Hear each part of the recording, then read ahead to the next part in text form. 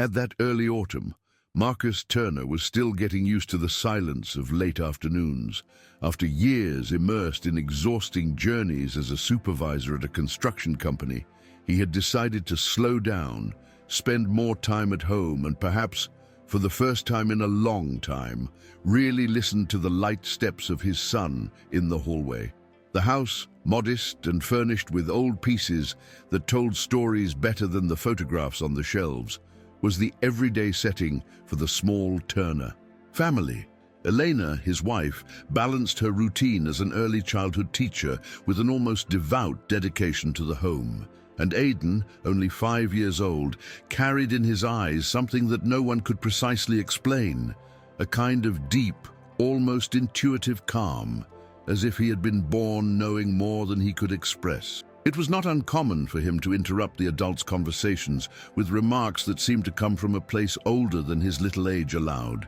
That particular night, the sky seemed to have split in half. A heavy storm fell relentlessly, with thunder shaking the windows and gusts of wind dancing among the backyard trees. Marcus had just closed all the windows when the shrill sound of something scratching at the front door echoed through the living room. Elena, who was preparing tea to calm little Aidan, turned around startled, and the two exchanged silent looks before Marcus gathered the courage to open the door. On the other side, almost swallowed by the darkness, was a dog, a German shepherd with dark fur and eyes that carried a strange mix of fear and defiance. He was injured, that was evident, with one of his front paws bleeding and his body trembling.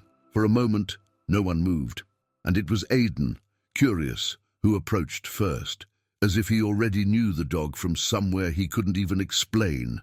Marcus tried to disguise his discomfort with his son's remark, but the sentence kept echoing in his head throughout breakfast. Aidan wasn't in the habit of inventing stories. He was a calm, introspective boy with a disarming sincerity even for an adult. When he said something, it was hard to ignore. Elena, for her part, tried to maintain a balance between worry and practicality. Maybe he dreamed of the name and associated it with the dog. Children do that, but deep down, she too felt that there was something strange about the situation. Later, as soon as the rain stopped, Marcus took the car and drove Rex to the veterinary clinic in the neighboring town. The veterinarian, an elderly man with a slow drawl and an experienced look, examined the animal carefully. He said that the wound on the paw was not serious, but that the dog showed signs of deep exhaustion and accumulated stress. This one isn't a stray.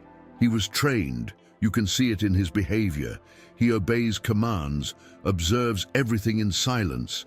It almost seems as if he knows what will happen even before we do. Marcus listened, but did not comment on the name or Aidan's dreams. He still didn't know how to handle it. When he returned home with Rex, Aidan ran to the gate as if he had been waiting for hours. The dog, even though tired, perked up his ears and wagged his tail slightly upon seeing him. Marcus observed the scene with a mix of admiration and suspicion. How had that bond formed so quickly? Rex now seemed to be a part of the house. He followed Aidan through every room, lay at the boy's feet whenever he played with his toy cars on the living room rug, and slept next to his bedroom door as if on guard.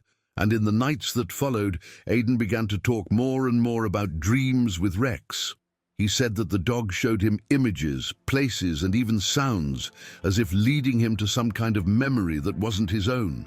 Elena started writing everything down in a notebook, bewildered. She wasn't sure whether to worry or simply observe, but one thing was certain: that dog was not ordinary, and Aidan wasn't either. The next morning, Marcus woke up earlier than usual. As he walked down the hallway, he noticed that Aidan's bedroom door was slightly ajar. He approached silently and saw the boy sitting on the bed, staring fixedly at Rex, who remained lying on the floor, alert, with his eyes fixed on the boy. "He showed me an old house yesterday, with a red door and a floor that made noise when we stepped on it," said Aidan, without taking his eyes off the dog. Marcus felt a strange chill. The description was too precise for an ordinary dream. He thought about confronting his son, but something inside him made him step back. He did not want to scare him, nor did he want to seem crazy trying to find logic where clearly there was none. During breakfast, he mentioned the account to Elena, and she, though reluctant, admitted that she too was beginning to feel that something inexplicable was there. Did you see how Rex reacts to Aiden? It's different, as if the two already knew each other from before. That afternoon, Marcus decided to test the idea that Rex had been trained. In the backyard, he grabbed a stick and held it up as if it were a threat, not aggressively, just a curious gesture. The dog reacted precisely. He advanced a few steps, positioned himself between Marcus and Aiden, and remained still like a shield. He didn't growl, didn't bark. He merely stared at the stick with firmness. When Marcus lowered the object and said, "It's okay," Rex relaxed, returning to lie at the boy's feet. It was as if the instinct to protect was ingrained in every move. Marcus said nothing that day, but that night, as he looked at the ceiling before sleeping, he felt that something more was coming. He had the clear impression that this story was just beginning, and that somehow Rex knew exactly what he was doing there. The following days seemed to take on a different rhythm inside the Turner house. Everything operated as before. The commitments of Elena at school, the repairs Marcus made around the house, Aiden's quiet play on the living room rug, but there was a constant sense of alert in the air, as if everyone was waiting for something to happen. Rex was recovering physically well, but he maintained that watchful, vigilant behavior, as if he were always on a mission. At night, Aiden continued to say that he saw things, and although Elena tried not to give it too much importance, she could no longer pretend that it was just a child's imagination. On one of those nights, Aiden recounted that Rex had shown him a man with white hair sitting in a rocking chair, holding a cane with an eagle carving on the tip. He said that the man looked sad but calm, and that he spoke words that Aiden couldn't quite understand. Elena wrote everything down in the notebook, feeling as if she were entering territory she did not comprehend, and that, at the same time, she could not ignore. At the weekend, Marcus decided to take Rex for a walk to the town square. He wanted to see if the dog displayed any unusual behavior in public places, but what happened was even stranger. As soon as they passed by the old Walker family house, a deserted mansion at the end of the main street that everyone avoided mentioning, Rex froze in the middle of the sidewalk. He stood perfectly still, his eyes fixed on the rusty gate, his body tense as if he had encountered an enemy. Marcus tried to pull on the leash, but the dog resisted, emitting a low, continuous growl. "You know this place, don't you?" Marcus murmured, more to himself than to the animal. That night, Aiden confirmed. The man in the rocking chair lived there. He was Rex's owner. He said his name was Henry. Marcus was speechless.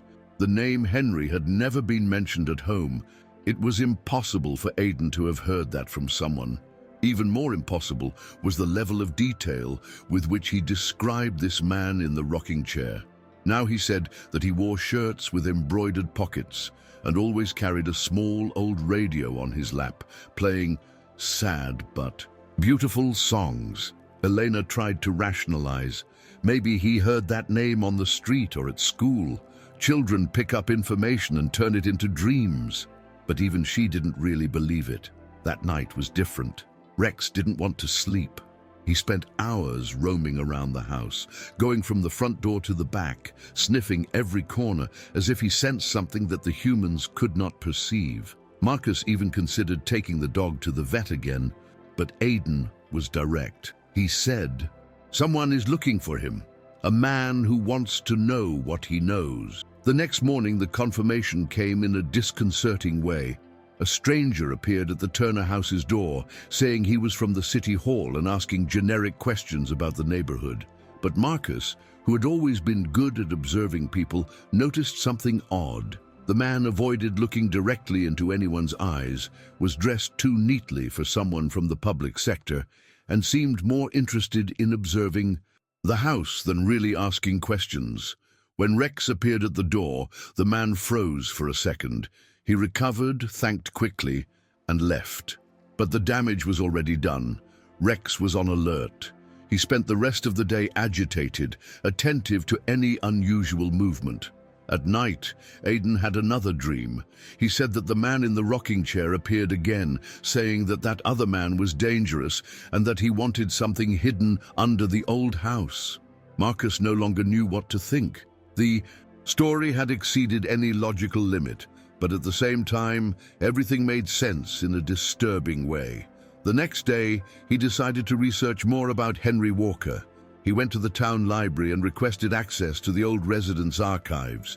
He found some newspaper clippings from the time when Henry was still alive, a former Vietnam War veteran, decorated, known for being reserved and eccentric. The most curious was a note about an inventory process that had been halted after his death. Apparently, the will had been contested by a nephew named Victor Walker, who claimed that his uncle had hidden part of the assets before dying. Marcus returned home with his head buzzing. The connection with Rex was too obvious. He began to suspect that not only did the dog really belong to Henry, but that he might also be somehow involved with whatever had been left behind in that house. Aiden seemed increasingly in tune with Rex. He no longer talked about the dreams as something separate from reality. For him, it was all part of the same thing. He said that the dog showed him places he had never seen, but that he could describe with precision. A room with peeling walls, a wooden box under the floorboards, a black and white photograph of two men in uniform. When Marcus mentioned this to Eleanor, she turned pale. These descriptions, they're of Henry's house. I was there when I was a teenager, with a friend who lived on the street behind. That box, it exists.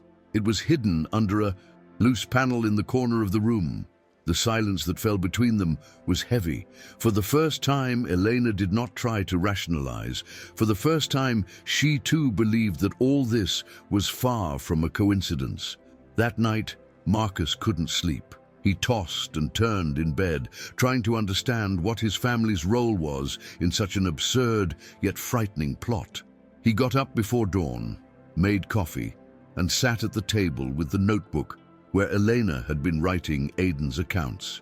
He flipped through page after page, reviewing the details described with almost surgical precision by the boy. The dates matched, the places existed, the clues seemed to fit. Rex, lying on the kitchen floor, kept his eyes on every movement Marcus made, as if he understood the gravity of the moment. When Aiden woke up and entered the kitchen, sat at the table, and said calmly, "Today, he's going to try to get in here, but Rex will protect us." Marcus swallowed hard. The boy was too calm for someone who talked about an invasion. But after everything they had been through in the past few weeks, there was no longer any way to dismiss any possibility.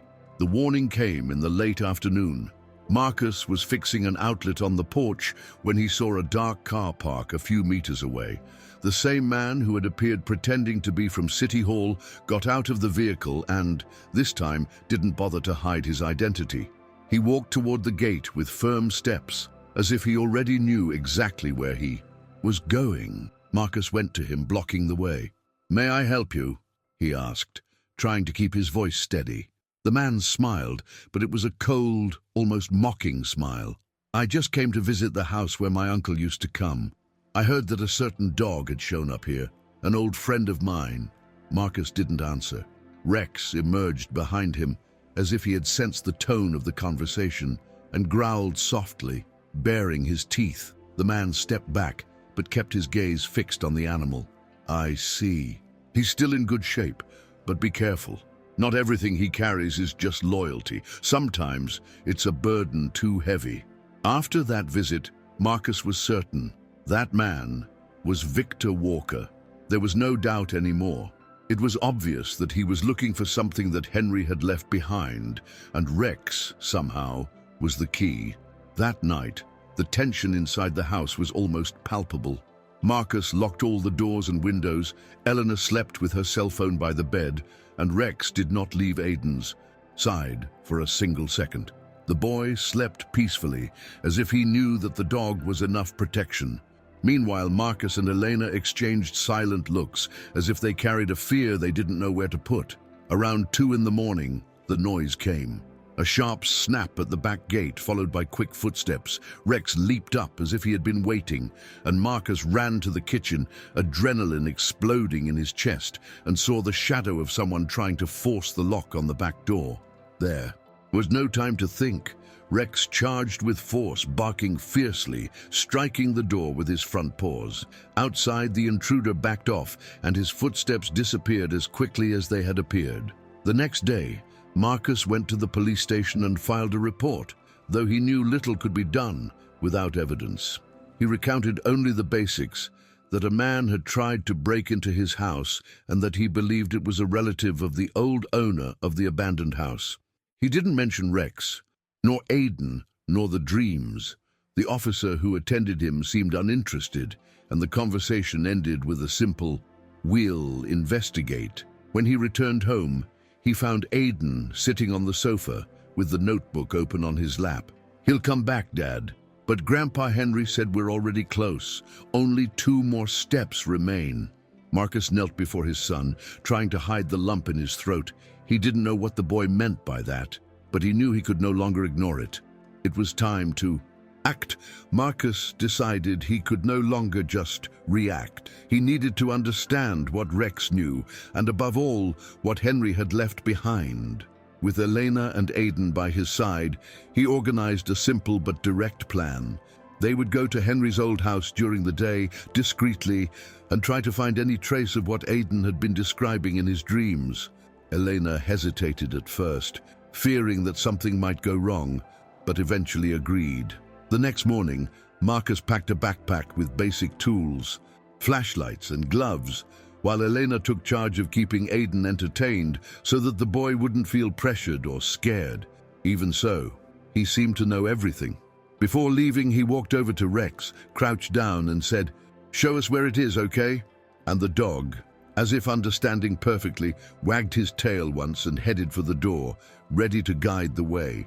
Henry's house looked even more dilapidated in the daylight. The windows were broken, the doors creaked at the slightest. Touch and tall weeds covered much of the entrance.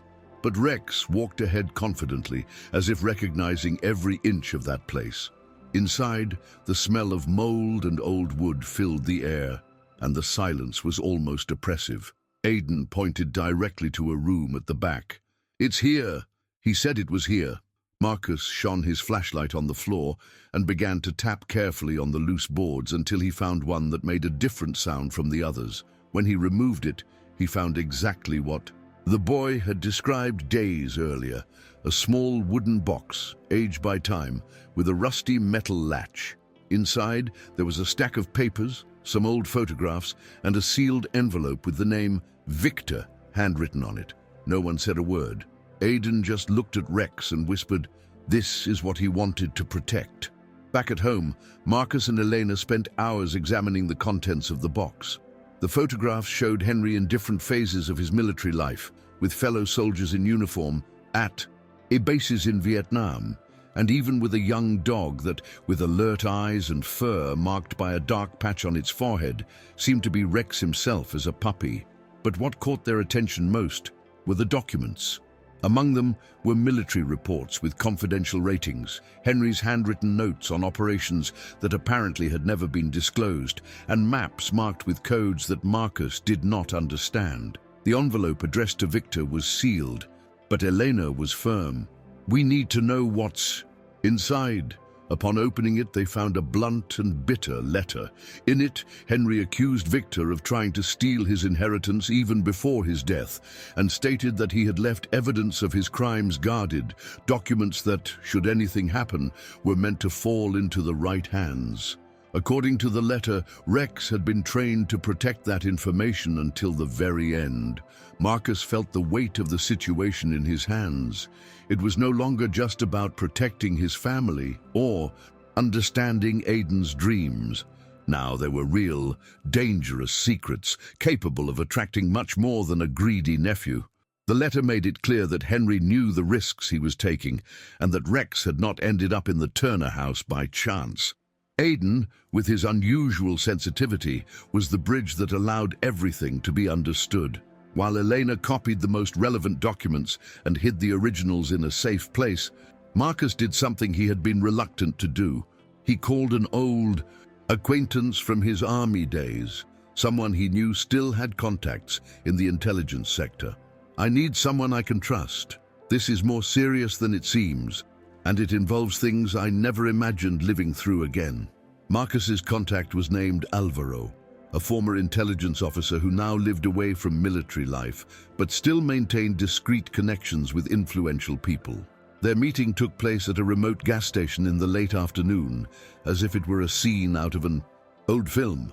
Marcus brought copies of the documents and avoided giving too many details over the phone.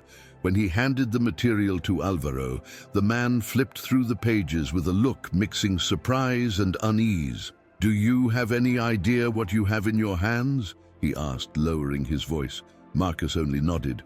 Alvaro warned that he would take the documents for analysis and recommended caution.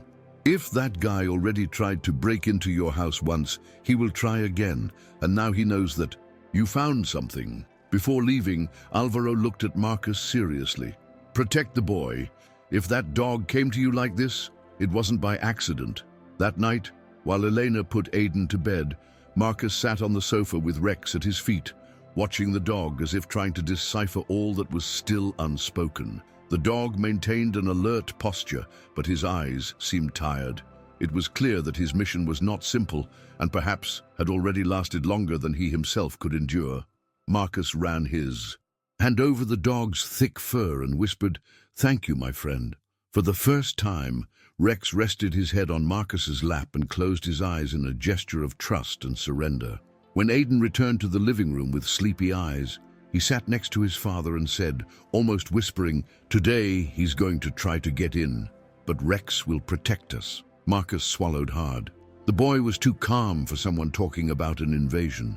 But after everything they had experienced in the past weeks, there was no way to dismiss any possibility. The next day, Elena was the one who noticed the first clear signs of Rex's physical decline. The dog was slower, breathing with difficulty after short walks in the backyard, and no longer responded as quickly to the sounds of the house. Still, he insisted on staying close to Aidan, as if his protective instinct overcame any pain or weakness. Worried, Elena scheduled another appointment with the veterinarian. This time, the exams were more thorough, and the diagnosis fell like a bucket of cold water: advanced heart problems, probably aggravated by stress and age. "He's holding on because of you, especially because of the boy," said the veterinarian with a respectful, almost emotional tone. "But he needs to rest, soon." Marcus and Elena left the clinic in silence, with Rex lying exhausted on the back seat, yet still alert on the way home. Aidan seemed to already know. When he saw the car park, he ran to the gate and cleared the way so Marcus could carry Rex in his arms. The boy didn't cry. He only petted the dog's snout and said, "We're going to be okay. You can rest later, all right?" That scene broke Marcus inside. It wasn't just an old, sick dog. It was a companion, a silent hero who had completely transformed the family's life. That very night, while Elena prepared tea in the kitchen, Marcus sat in Aidan's room and listened as his son recounted, with an impressively natural tone, that Rex had shown him in a dream the last place they should go. "It's a garage with a broken shelf and a hidden chest behind it. He said that's where the last part is." Marcus wrote down every detail, and even though he didn't know what they would find, he felt that he needed to trust that 5-year-old boy and that dog who, even on the brink of the end, still guided every step they took. The next morning, Marcus prepared everything early. Aidan's description was so precise that he knew exactly which garage the boy was referring to. A small building attached to Henry's house, locked for years, which many believed to be empty. Carefully, he broke open the door, which gave way with a sharp snap. The interior was filled with dust, cobwebs, and a strong smell of rust. But in the corner, partially hidden by a fallen shelf, was exactly what Aidan had said: an old wooden chest reinforced with iron straps and a padlock already corroded by time. With the help of a screwdriver, Marcus managed to open the lid, revealing its contents. Military folders, cassette tapes labeled with codes, an old uniform neatly folded, and a small leather-bound diary. There was also a fabric bag with aged jewelry, apparently relics that Henry had kept away from greedy eyes. It was the final piece of the puzzle. Back at home, Marcus and Elena calmly analyzed each item.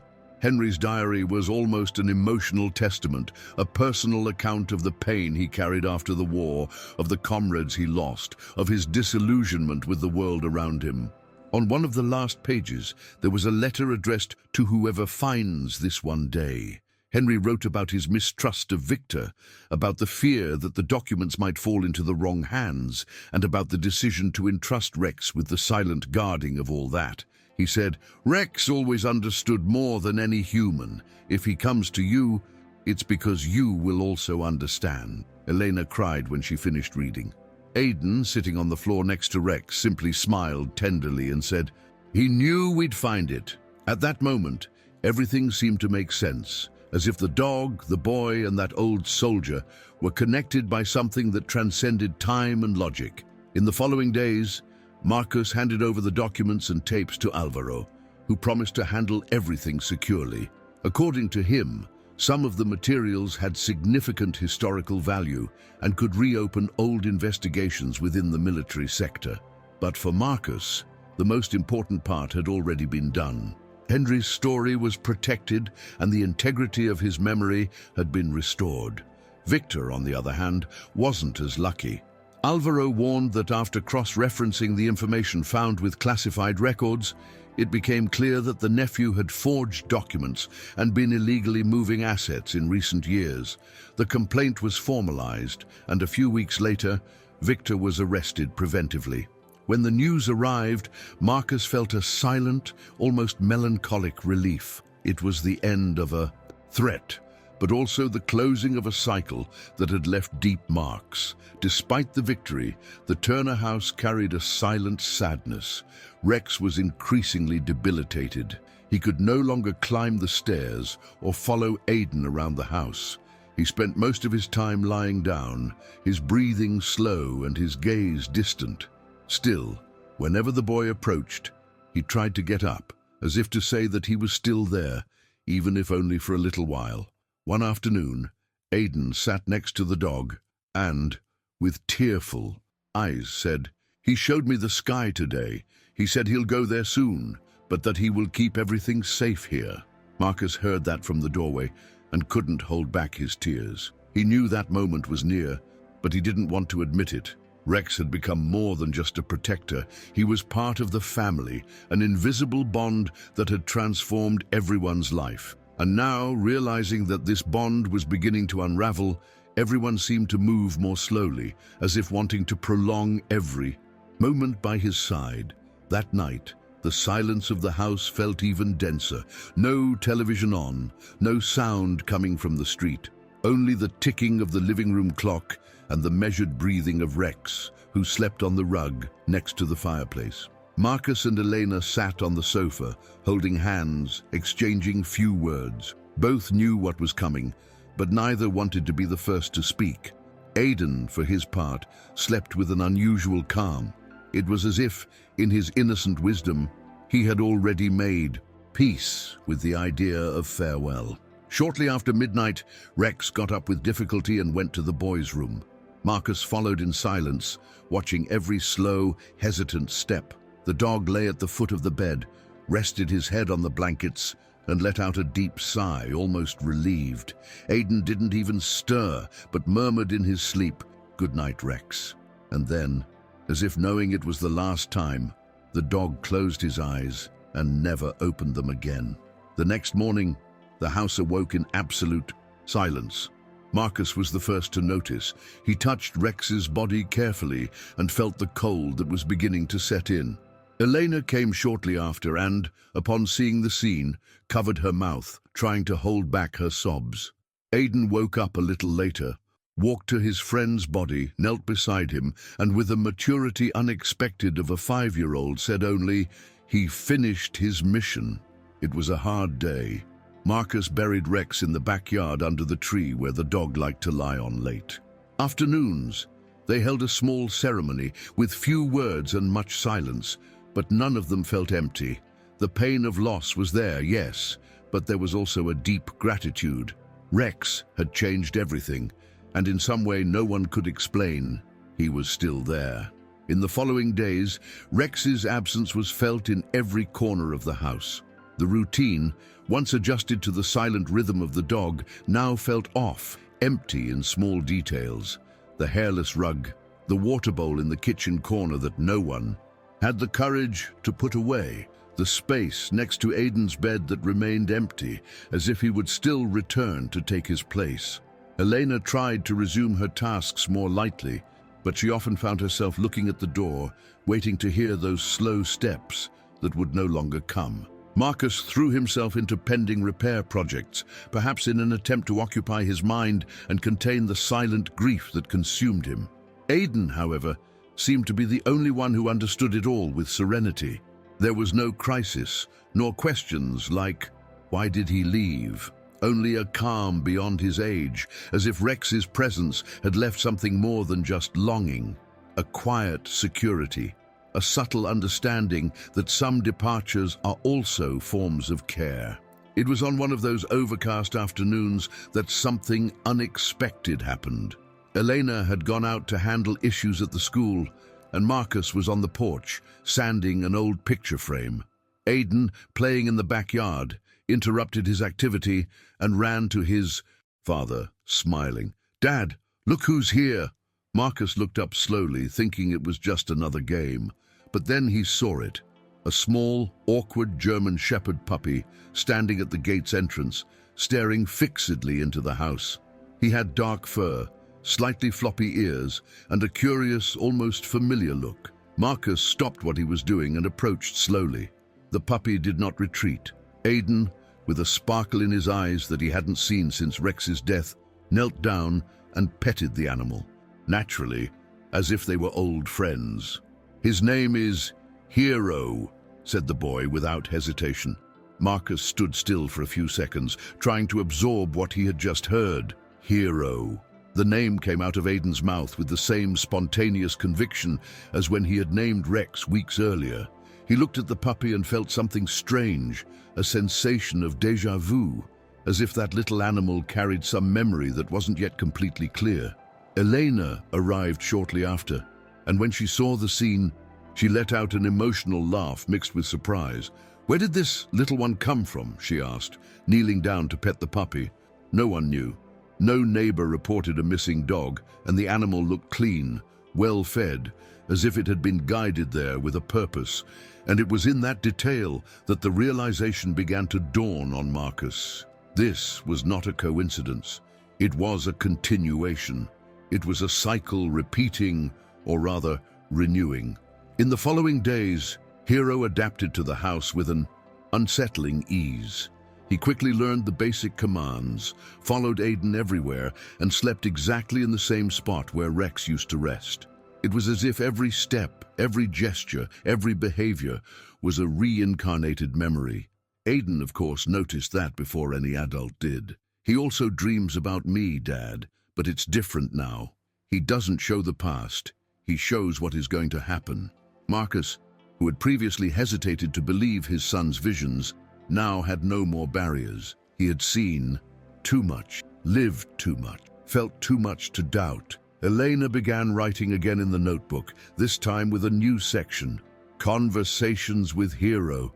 It was the name Aiden had suggested, and even with all the mystery that still hung over that inexplicable connection, the Turner house was once again full of life. The pain of loss still existed, but now it walked alongside a new beginning, unexpected, yet embraced like a gift. Over the weeks, Hero showed that he was not just an ordinary puppy.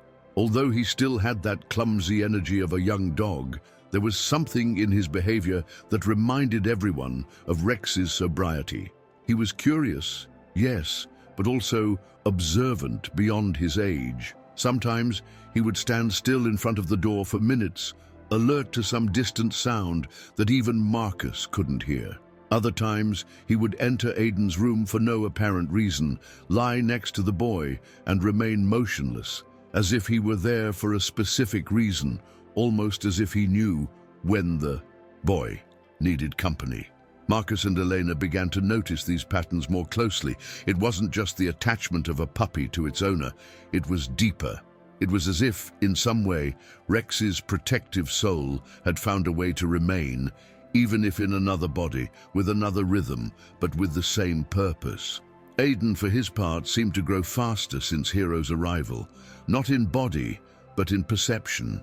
He began to speak with more certainty about his dreams, his sensations, and even about things he felt in the people around him. Elena, although frightened at first, came to see it as part of who her son was. There was no longer any denying that he possessed a rare, perhaps even unique, sensitivity. One quiet evening, while they were having dinner on the porch, Aiden said he had dreamed about Henry again. He was smiling this time. He said that now he's at peace, and that Hero will stay with us as long as we need him. Marcus fell silent for a few moments, absorbing every word. He looked at Elena, then at his son, and felt a calm certainty settle within him. The journey that had begun with a storm and an injured dog was not yet over, but now it continued in peace, with a new guardian by their side. In time, Rex's story became part of the Turner family's routine, not as a sad memory, but as an essential chapter of their lives. It was common for Aiden, during conversations with visitors or school teachers, to mention the dog who talked to him in dreams, always as naturally as if he were talking about a close friend. Elena, who had once been wary of how people would react, came to understand that it was part of her son's essence, and that there was nothing wrong with accepting the inexplicable when it presented itself so clearly. Hero, for his part, seemed to understand every word spoken in the house, reacting to Aiden's emotional states with an almost supernatural precision. On days when the boy returned from school more tired or agitated, the puppy would stay closer, more subdued. On days when Aiden was light-hearted, Hero brimmed with energy, as if reflecting what the boy carried inside. One clear sky Sunday, while organizing a small gathering with neighbors, one of the guests, a senior, a former colleague of Henry, watched Hero intently for several minutes. Then he approached Marcus and commented, "That dog, there's something in him that reminds me a lot of Rex. I can't explain it. The way he looks, the way he pays attention to details, it's exactly the same." Marcus smiled lightly, not going into details, but inside he felt his heart warm. The story was alive, even for those who didn't know it. It was as if Rex's presence still echoed in the little things, in gestures, in glances. Aiden, upon hearing the comment, simply said, "It's because he's still here. He just changed places." And no one dared contradict that. After all, when life teaches so intensely, sometimes all that remains is to accept and to continue living with gratitude. Life resumed its natural flow, but nothing was exactly as it was before. Marcus became someone more attentive to what is unseen, to the silence between words, to the subtle details of people's attitudes, to the intuition he used to ignore.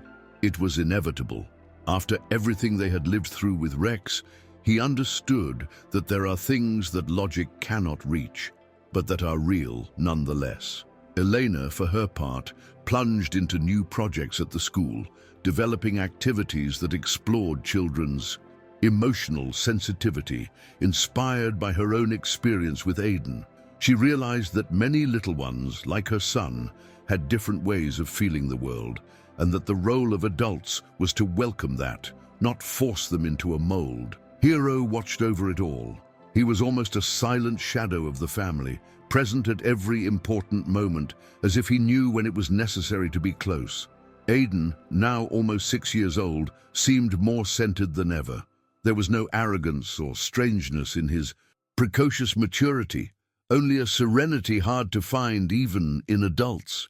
He didn't talk as much as other children his age, But when he did, he said things that made adults stop and think. One day, during a circle time at school, the teacher asked what each one wanted to be when they grew up. Most answered with common professions: firefighter, astronaut, doctor, soccer player. When it was his turn, Aiden answered, "I want to be someone who listens to what others don't say." Some classmates laughed, not understanding. The teacher, with teary eyes, simply wrote the sentence in the corner of the board, saying nothing more. Because at that moment, she knew she was in the presence of a rare soul. And deep down, Marcus and Elena also knew. That boy was different, and it had all begun on that stormy night. One day, Marcus decided to open the old box where they had kept Rex's last belongings. The tattered collar, the bandana he used on walks, some printed photos. They were there, organized with care, but for weeks he had not had the courage to touch that material. He sat in the living room with everything spread out on the rug and for a moment felt a kind of sweet emptiness, a quiet longing that no longer hurt as before. Aiden approached slowly and sat next to his father. He said nothing, only held the collar and ran his fingers over the worn letters of the name engraved on the tag, Rex. Then he looked at Hero, who observed everything from the corner of the room, head slightly tilted. "He remembers all of this," said the boy. Marcus smiled. "Do you think Hero remembers Rex?" Aiden looked at his father with the same calm as always. "It's not that he remembers. He feels. It's different." That conversation kept echoing in Marcus's mind for days. He began to observe Hero with a new look, trying to capture nuances that had previously gone unnoticed. The way he always sat facing the door, how he reacted to sounds that no one else noticed, how he seemed to distrust certain people at first contact. There was something instinctive there, but also something almost spiritual, as if that puppy had inherited a mission that was not taught, but passed on. The family gradually got used to the idea without needing to explain it. It was no longer necessary to understand everything. One only needed to live, enjoy the days, welcome the signs, and continue protecting what really mattered. And so, amid simple conversations, silent dreams, and glances that said more than words, the Turner house began to beat again with the same intensity that Rex had left as an inheritance. A few months later, an unexpected letter arrived by mail. The sender was Alvaro. Inside the envelope, there was only a typewritten sheet and a small photo attached with a paperclip. The letter was brief but direct. "Part of the documents delivered by you are now under official custody. They have been recognized as important pieces for the historical rescue of undocumented operations. No data will be revealed publicly for security reasons, but Henry Walker's name will be registered among the veterans who contributed decisive information." The attached photo was symbolic. It showed Rex next to Henry, back in their service days, both with the same firm and loyal look. Marcus remained silent for several minutes, holding that paper. It wouldn't bring Rex back, but it gave him the certainty that everything they had lived through was not in vain. Henry's story, once forgotten among moldy walls, now had a place of respect. Marcus showed the letter and the photo to Elena and Aiden that same night. Elena read it aloud, moved. Aiden carefully took the photo, observed in silence, and then placed it on the living room shelf, next to a small picture frame that held Rex's image, now older, resting under the backyard tree. "Now they're together again," said the boy, with a certainty that left no room for doubt. Hero, lying next to the sofa, only lifted his head for an instant, as if he had understood the conversation, and then went back to resting. At that moment, Marcus realized that it wasn't just a new stage in life, it was the continuation of a story that still had much to teach, about courage, about presence, about all that, even without explanation, transforms us deeply. One night during a quiet dinner, Marcus asked Aiden if he still dreamed of Rex. The boy nodded, as if it were as natural as breathing.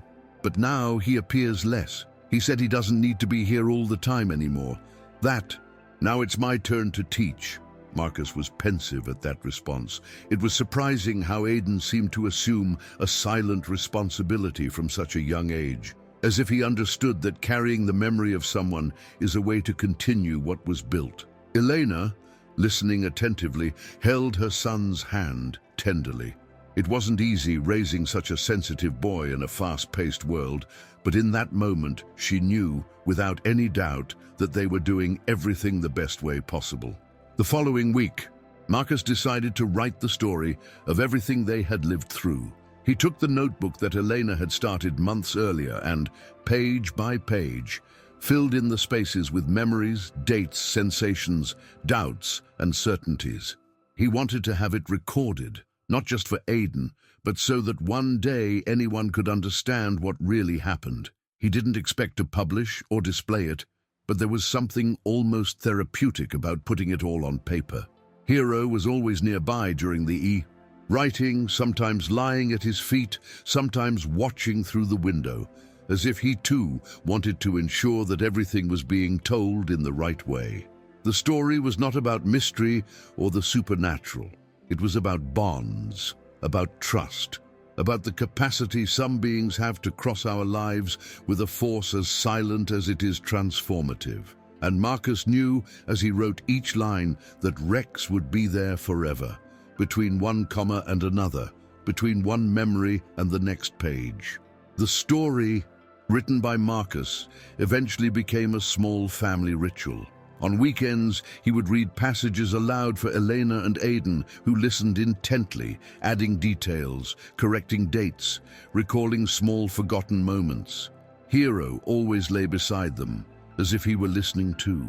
In one of those readings, while Marcus narrated the passage in which Rex had prevented the home invasion, Aidan interrupted in a soft voice. That day he was afraid, but not of dying. He was afraid of not being able to protect us. Marcus paused, reading for a moment, looked at his son, and felt a tightness in his chest. It was astonishing how that boy could access such deep feelings, and even more astonishing how he translated everything into such simple words. Eleanor simply put her hand on her husband's shoulder, saying nothing. Sometimes there was nothing to be said. Over the months, Hero's presence consolidated as part of the house's identity. He was no longer just the new puppy.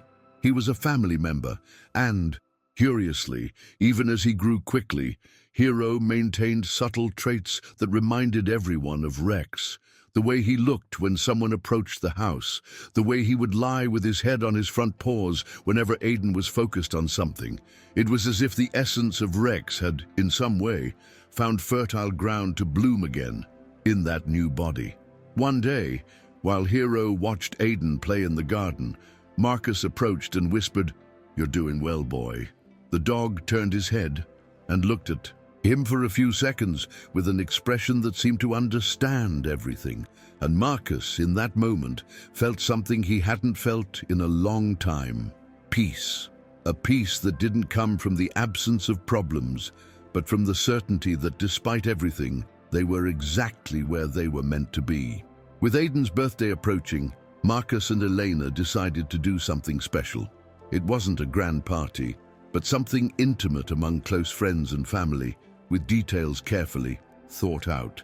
When asked about the theme of the celebration, Aidan answered without hesitation, "I want it to be about Rex and Hero." Elena smiled, surprised, and decided to carry the idea forward. They created a simple decoration with photos of both dogs, drawings made by Aidan, and small clippings of Marcus's written accounts scattered on the table. In the center, a frame displayed the phrase that Aidan had said months before, "I want to be someone who listens to what others don't say."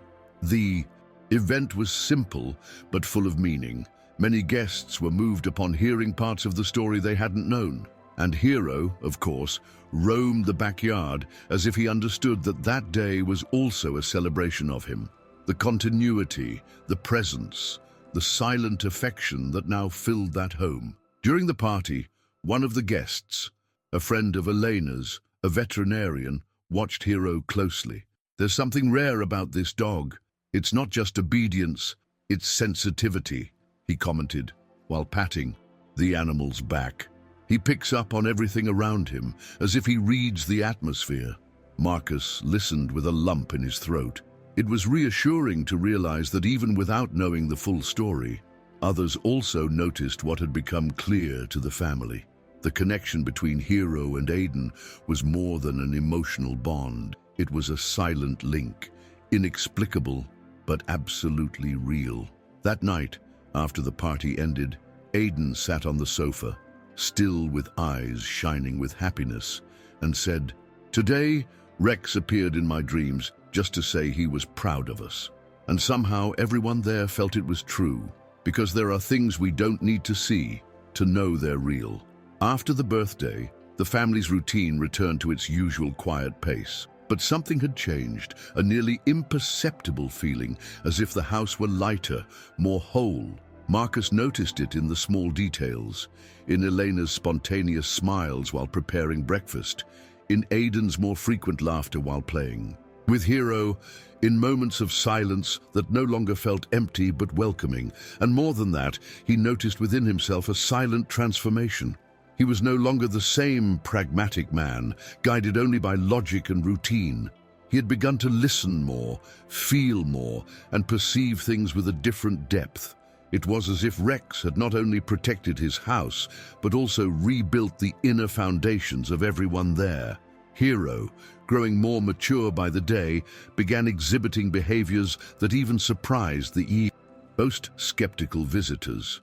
One day, during a visit from a friend of Marcus who was going through a difficult time, the dog calmly approached, lay next to the man, and simply stayed there, motionless, for almost an hour. The friend, moved, later remarked, "I've never seen an animal do that. It was as if he knew I needed silence and company." Elena listened to this account with tears in her eyes. The story was repeating, but in another form, not as an exact repetition, but as a natural continuity. Aiden, upon hearing about the moment, simply said, "Rex still helps, only now through Hero," and no one doubted it. It was as if the legacy left by that old dog had found fertile ground in the new companion, and consequently, in every corner of that house, in every simple gesture, in every tight hug, given purely in recognition that all of this was indeed extraordinary. Gradually, the notebook Eleanor kept transformed into something greater.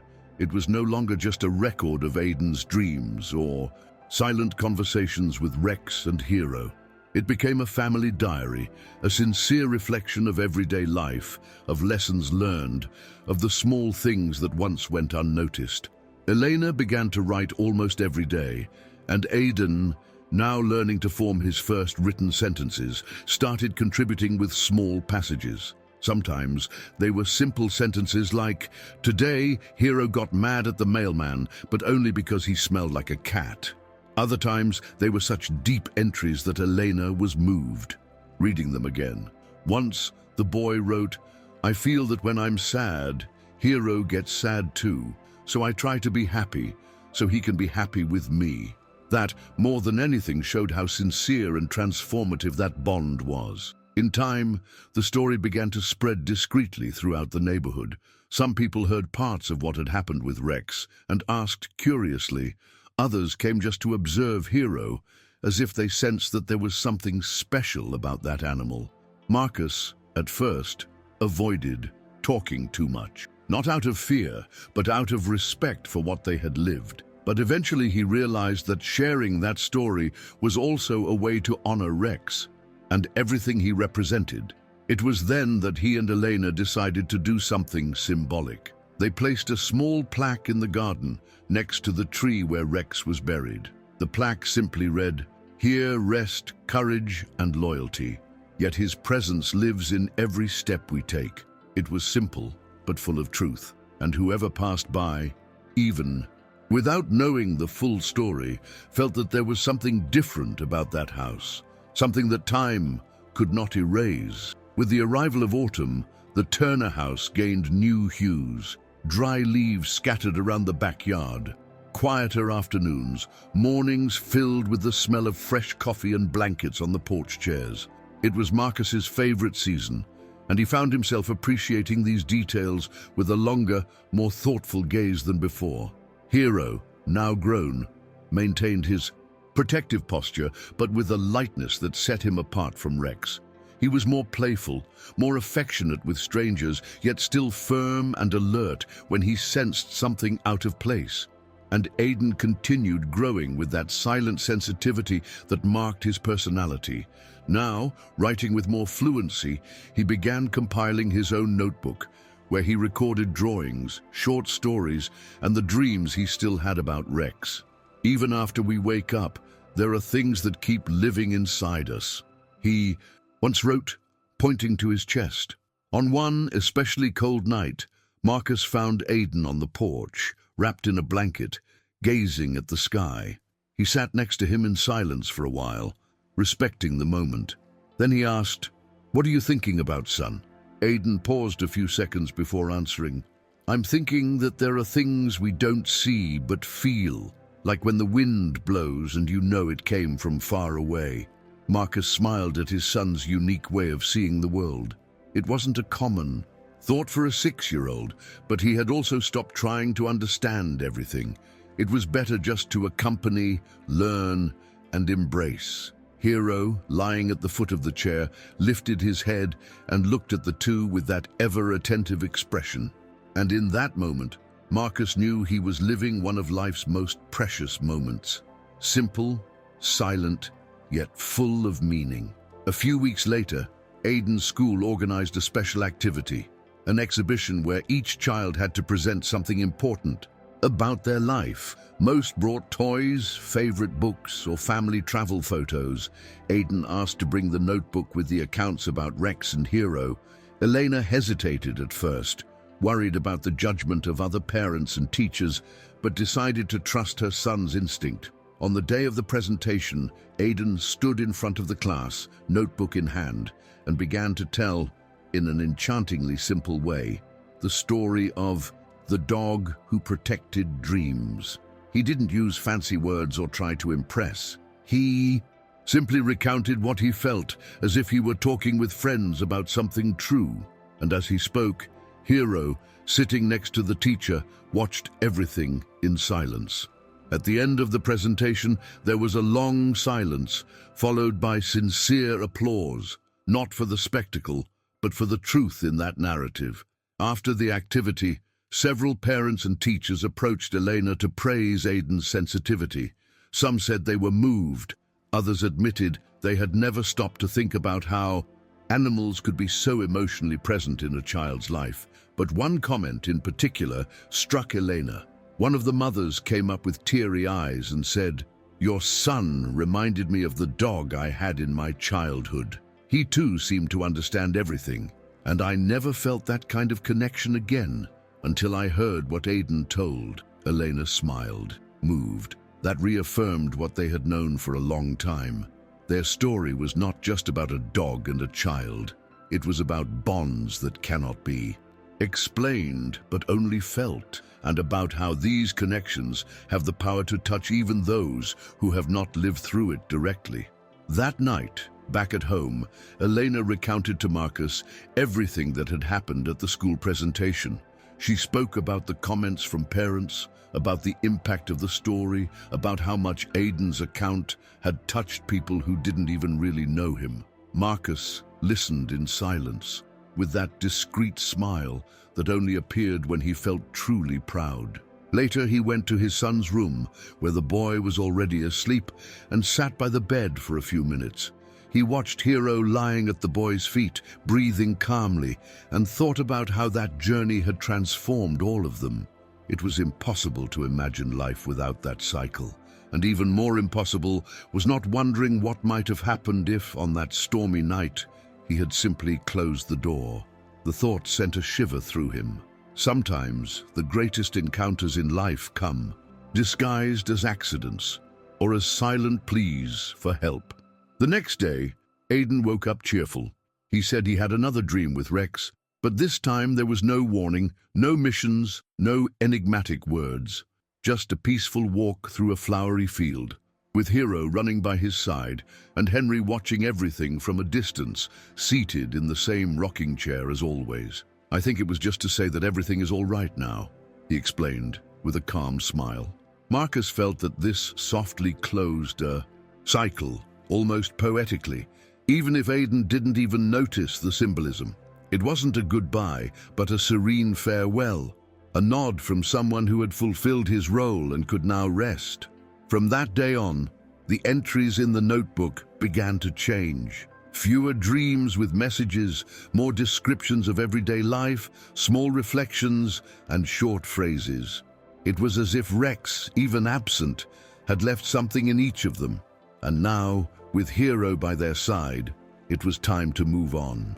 One afternoon, while helping Elena organize some old papers in the study, Marcus found a loose sheet among books stored away for years.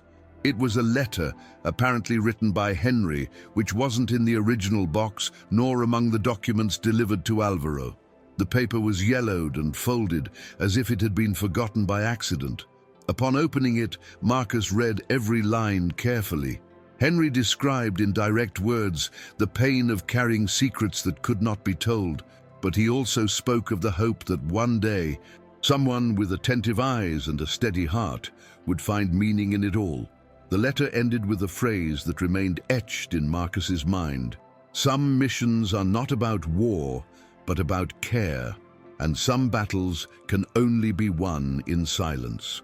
That summed up everything. Rex's presence, the bond with Aidan, the legacy left behind. It was as if even after so long, Henry was still there, guiding every step of the story. That night, Marcus read the letter aloud to Elena and Aidan. When he finished, a deep silence filled the room. Hero slowly approached, resting his head on Aidan's lap, and the boy caressed the dog tenderly. "The mission is now ours, isn't it?" said the boy, more to himself than to his parents, and no one disagreed.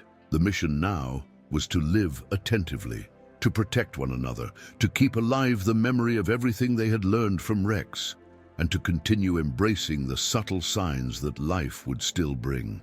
They didn't know what else might come, nor what the future held, but they knew they were ready together, and that in some way they would continue to be guardians of stories, bonds, and silences that speak louder than any word.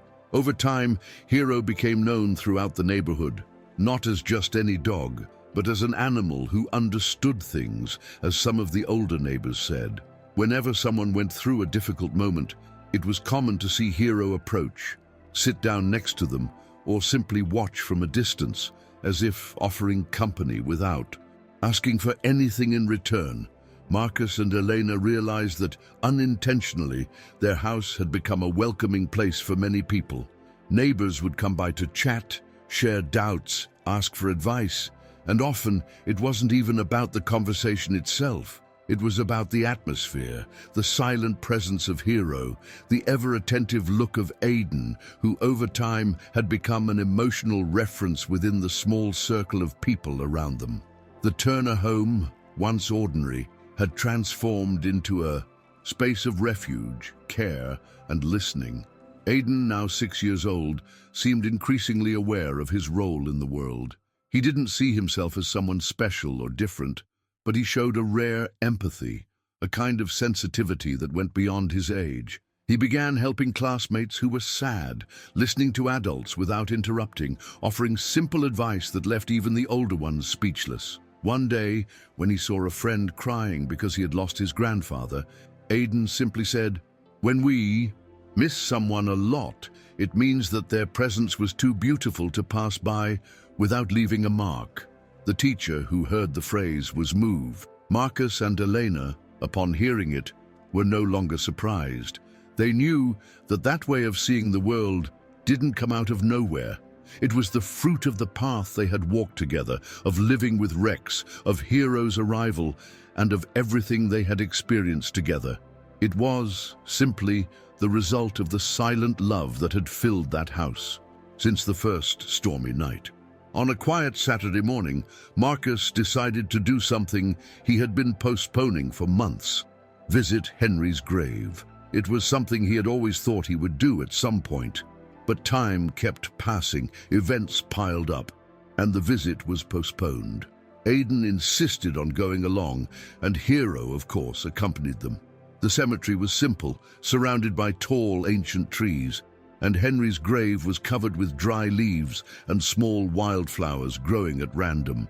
Marcus carefully cleaned the headstone, then sat on the grass in silence. Aidan stayed by his side, watching everything with that serene look of someone who understands more than he says. "He knew we would come," said the boy after a while. Marcus nodded. "And do you think he's happy with everything that happened?" Aidan answered without hesitation. "He's at peace, and Rex too." Before leaving, Aidan picked up one of the fallen flowers and placed it on the headstone. Hero, as if understanding the gesture, lay down beside him for a few minutes, eyes closed in total silence. Marcus watched that scene and felt a tight knot in his chest. It wasn't sadness. It was something deeper, hard to name, a mixture of gratitude, longing, and fulfillment. It was as if every piece of the story had finally found its place. On the way back home, no one spoke much. It was the kind of silence that said it all. And upon arriving, Marcus looked at the backyard, at the tree where Rex was buried, at the house, that now seemed even more alive and understood. Some presences continue even after they're gone, and sometimes the greatest gift someone can leave is precisely that, a love so strong that it continues protecting even without being seen. A few days after the visit to Henry's grave, Marcus decided to do something he had never considered before.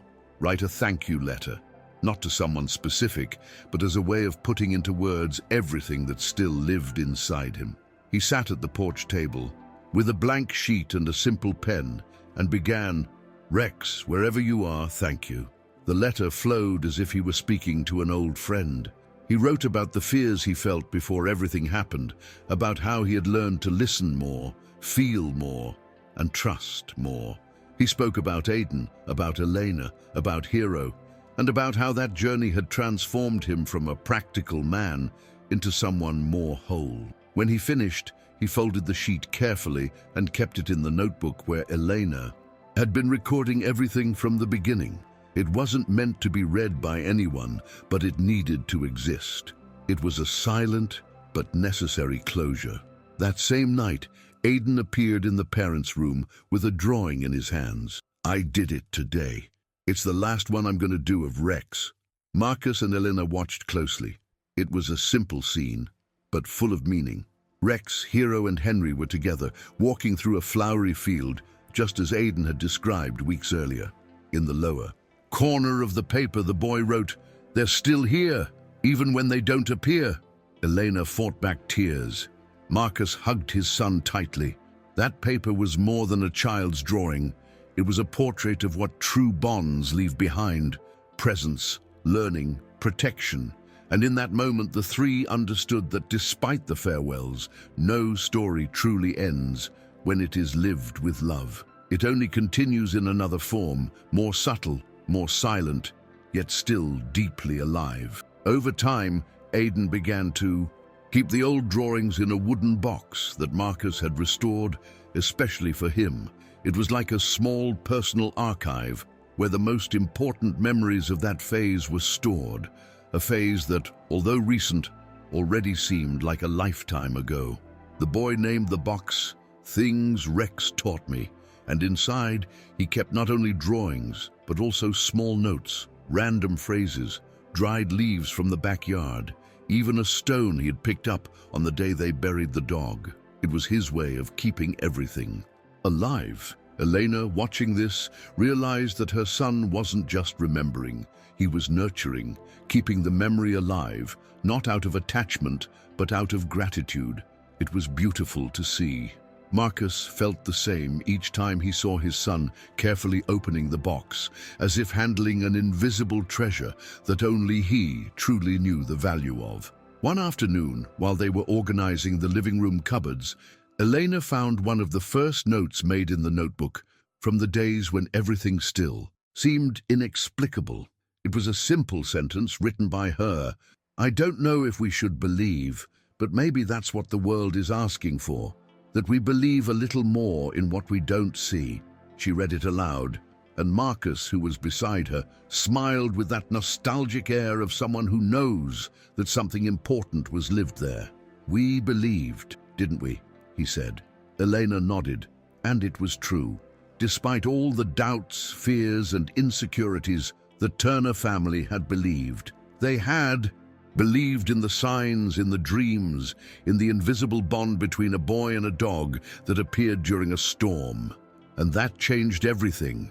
Not only the routine of the house, but the way each of them began to look at the world with more listening, more sensitivity, and more heart. Hero's presence continued to be a living link to that transformation. Even as months passed, he still exhibited behaviors that surprised everyone. Sometimes during the night, he would get up and roam around the house, just as Rex used to. Other times, he would simply sit in front of the door for minutes as if he were watching something no one else noticed. It was instinctive, natural, as if it were part of who he was. But the most striking effect was on Aiden. The boy, increasingly confident in his sensitive way of seeing the world, showed an emotional security rare for his age. Once, Eleanor remarked to Marcus, "Have you noticed he almost never gets angry? It's like he understands everything before, even feeling." And Marcus replied firmly, "It's because he has a guide with 4 paws all the time." It was around that time that Aiden began to show interest in teaching other classmates about feelings. The teacher, noticing this, suggested he do a small presentation on how dogs help us be better people. Aiden took Hero with him. On the day of the activity, he spoke simply, explaining how dogs feel what we feel, how they know how to listen without interrupting, and how they can teach us to be patient and caring. In the end, he left a sentence on the board that remained there for weeks. "Listening with the heart is what dogs do. We should do more of that." The whole class applauded. Marcus and Elena, watching from outside, were moved. It was impossible not to recognize the impact Rex had left. The mission, as the boy had said, was now theirs. And without realizing it, they were already fulfilling it in the way they cared for the house, in the way they listened to one another, and, above all, in the silent example Hero continued to give every day. A few weeks after the school presentation, Aiden asked Marcus if he could plant a tree sapling in the backyard, next to the spot where Rex was buried. He said he wanted something that would grow along with the memories. Marcus was touched by the request, and together they chose a small, yellow trumpet tree sapling, Elena's favorite flower. They planted it on a calm, late afternoon, with Hero watching closely, as if understanding the importance of that gesture. Aiden placed a small wooden plaque next to the tree with the inscription, "Here grows what Rex left." And in that instant, Marcus realized that his son's emotional maturity was far beyond his age. It was the reflection of everything they had lived through together, of every silent gesture, every night when words were unnecessary because the bonds spoke louder. In time, the tree grew strong. It wasn't long before its first blossoms appeared, adding color to the corner of the garden that had previously carried only longing. Elena loved to sit there in the late afternoons, a book in her lap, and Hero lying by her side. It was the time of day when everything seemed clearer, the past, the present, and even what was yet to come. Aiden, for his part, spent more time drawing under the shade of the new tree, as if that space had become an extension of Rex's presence. Marcus, watching from afar, felt a peace hard to explain. The pain of loss no longer hurt as it once did. Now it was just a good memory that filled the space instead of leaving a void. And in that little corner of the garden, everything seemed to make sense, as if life, even in its silences, continued telling stories, stories of love, courage, and loyalty that are never lost in time. On a rainy afternoon, the kind that reminded him of the night when it all began, Marcus found himself looking at the house with a different gaze. He walked through every room, paying attention to details.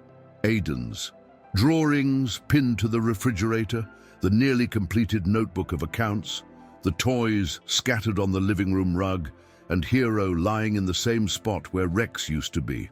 Everything bore the marks of the story they had lived, not as scars, but as records of a path traveled with affection. Passing by the bookshelf, his eyes rested on the frame with the photo of Rex and Henry. He took the frame carefully, ran his fingers along its edge, and for the first time in a long time, said aloud, "We're still here, friend. In our own way, but still here." And in that simple gesture, he felt that everything was exactly where it should be. Later that night, Aidan had another dream. But unlike the previous ones, there was no message, no symbolic image, nor the presence of Rex or Henry. Just a strong feeling, as if something were ending. Not as a finale, but as a conclusion. Upon waking, he told his parents, "I dreamed of an empty field, with no one there, but I didn't feel any lack. I felt peace." Marcus and Elena exchanged glances, understanding what that meant. It was the closing of a cycle, not through absence, but through fullness. What had once been pain was now part of the story. What had once been mystery was now memory, and what had once been fear was now learning. Hero, beside the boy, got up and rested his muzzle on his hand, and Aidan, without saying anything, just smiled, because he knew, even without needing to understand, that all of it was still part of him, and always would be.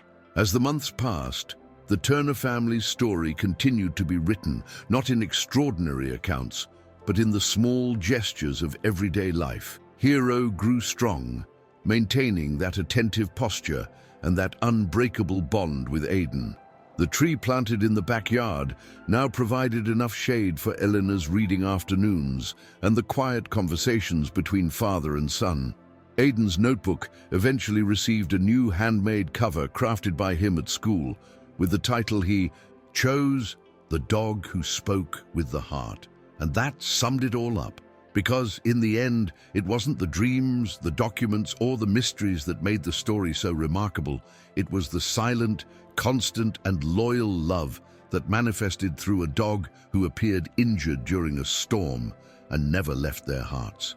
One day, Marcus was invited by the school to speak about the importance of emotional bonds with animals. At first, he thought about declining. He didn't feel like a speaker, nor did he think he had the right words. But Aidan insisted, "People need to know what Rex did, Dad." So he went. Seated before dozens of parents, teachers, and children, Marcus told the story of the dog who changed his family's life. He spoke simply, without trying to embellish anything. He only recounted what they had lived. In the end, many had teary eyes, and the silence of the audience was more eloquent than any applause. When he finished, Aidan went up on stage with Hero by his side, hugged his father and said, "Now the world knows." And Marcus understood once again that certain stories are not just meant to be lived, they are meant to be passed on. Because what truly touches the heart never ends. It only continues on other paths. After the lecture, something curious began to happen. Some families started approaching the Turner family more, seeking to talk about their own bonds with animals, about old dreams, about feelings that were often set aside in daily life. Marcus and Elena noticed that their story had opened invisible doors, not only for people to look at animals differently, but also to look at each other with more empathy. Aidan, even without fully understanding the impact he was causing, appeared increasingly comfortable in that role of a bridge between emotions and words. One day, a teacher remarked to Elena, "Your son has the rare gift of making everything both simpler and deeper at the same time." And Elena replied with a calm smile, "He only learned to listen to what many people forget to hear." Hero, for his part, seemed to sense that change in the atmosphere. He became even more present in delicate moments, always attentive to the gestures of those who approached. There was no formula or specific training, it was just pure sensitivity, the kind that isn't taught but carried within. One afternoon, while the family watched a movie in the living room, Hero lay down between Marcus and Aidan, resting his head on their laps, as if silently saying, "I'm here." And they were all together, living fully in the present, without forgetting the past, but without being prisoners to it. Because deep down, that was what Rex had taught them, that love doesn't end when someone leaves. It just changes form, voice, manner, but it remains present in the silences that embrace and in the glances that welcome. Time passed, as it inevitably does, but Rex's story was never forgotten. The tree in the backyard grew strong and became the most symbolic spot in the house. It was where Aiden liked to sit when he wanted to think, write, or simply be silent. One afternoon, Elena hung a small wooden plaque next to the tree with another phrase from her son. Where there is love, there is presence. It wasn't a ceremony, nor a planned moment. It was just a spontaneous gesture, one of those that marks without needing words. Hero, now an adult, yet as serene as always, observed everything with that calm that only dogs seem to fully understand. He was growing. Older, but his presence remained constant, firm, as if he knew that his role there wasn't over yet. Marcus, looking at it all, realized clearly how life, as simple as it may seem, holds moments capable of transforming forever. On a special evening, while the family gathered for dinner under the blooming trumpet tree, Aiden took the old notebook of accounts and asked to read something. He chose one of the first pages, still written by Elena, and read aloud, "Today a wounded dog arrived at our house. We didn't know whether to keep him, but something told us he came for a reason." When he finished, a silence filled the table with memories. Marcus raised his juice glass and said, "We never imagined all that would come after, did we?" And Elena added, "It was the beginning of everything." Hero, as if understanding the weight of those words, got up and rested his head on Aiden's lap. And once again, without anyone saying a word, they all felt, certain stories don't end. They only continue living in another way, in gestures, in memories, and in the love that remains. In the following months, Aiden began to write a new notebook. It was no longer about dreams with Rex, nor about Hero, nor about what had happened before. Now it was about everything he saw, felt, and learned in the present. He titled the new notebook, "Stories of What I Don't Forget." In it, he wrote about the neighbors, his mother's little gestures, his father's silent glances, and about the afternoons when Hero simply lay by his side without needing to say anything. It was his way of recording not only events, but sensations. "I write to remember that all of this is important, even when it seems small," he told Marcus while showing one of the pages. And in that simple comment was the essence of it all, the importance of what is every day, silent but deeply meaningful, something most adults take a lifetime to realize. One day, while organizing old notebooks, Eleanor found a forgotten note at the end of one of the pages. The handwriting was Aiden's, but it appeared to have been written in the early months of Hero's arrival. It said, "Rex's love became a seed, and now it blossoms in everything." Reading it again, Eleanor felt her eyes fill with water. That was exactly the feeling they all carried every day. The sense that that story, with all its losses and silences, had become part of everything. The house, the tree, the family's gestures, the way they spoke and listened to each other. And Hero, silent as ever, seemed to understand each new page as a continuation of what had begun on a stormy night. Not with an ending, but with a purpose.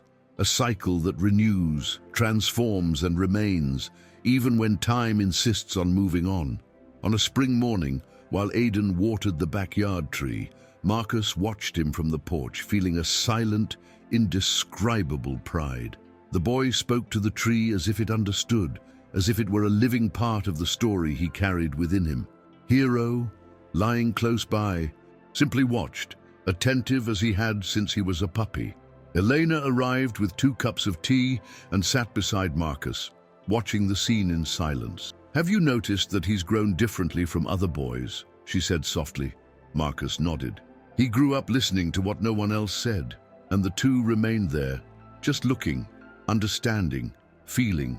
Life had found a very singular way of showing its paths, and it all began with a silent plea for help at the door.